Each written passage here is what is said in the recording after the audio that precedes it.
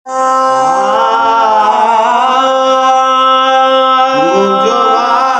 वसीलो अलिया, मुजवाहर वसीलो अलिया, मुजवाहर वसीलो अलिया, छोटकारे जिबीन गलिया, मुजवाहर वसीलो अलिया, मुजवाहर वसीलो अलिया,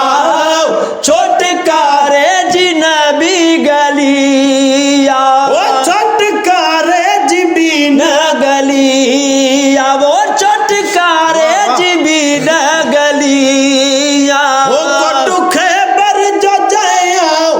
उड़ायो, लथल सूरज खवाओ बस बरायो, वो कोटुखे बर जो जया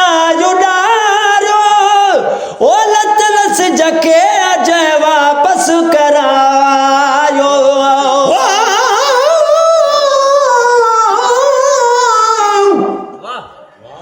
पर अली पीर अमीर जो बा असते एहसान, असा समझो था त अली आहे दीन ईमान, जेको करे सको अदाओ सो आहे सुर शैतान,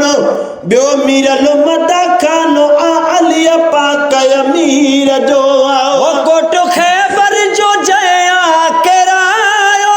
लथल सूरज के वापस वरायो, लथल सूरज के वापस वरायो, थियो अहड़ो न बियो को वलिया,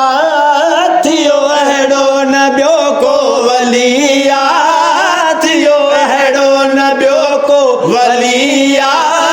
छोटकारे जिबीन गलिया, छोटकारे जिबीन गलिया, मुजवाहर वसीलो अलिया,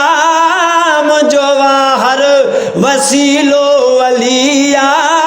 मुजवाहर वसीलो अलिया, छोटकारे जिबीन गलिया, वो तप देरी नतर जे तेरी करे, हो जद आही न ए दो शर्म करे, तप तेरा जीन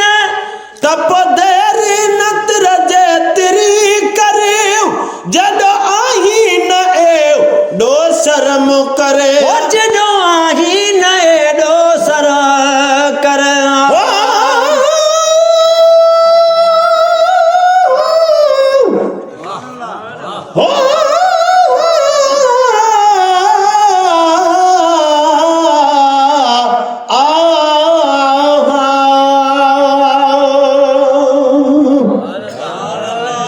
पर अली जे दर पाक जाओ, ओ था वठन फैज़ फकीर, ओ पत पीर पलक में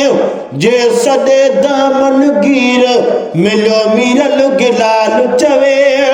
आ मुर्शद मोब मुनीर, जो इसम अक्सिर सो अबू तराब अमीर, वा तप देरी नतर जे तेरी करे, जदो आही न ए दो शर्म करे, जदो आही न ए दो शर्म करे, जही काफर तहिन दर हली आ, जही काफर तहिन दर हली आ, जही काफर तहिन दर हली आ, छोटकारे जो जान गलिया, मुजवाहर वसीलो अलिया, मुजवाहर वसीलो अलिया,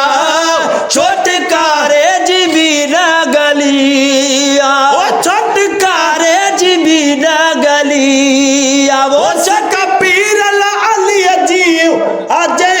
खेव, हो मुखे कसम खुदा जो तही खे, उस कपीरल अली जी अजय खे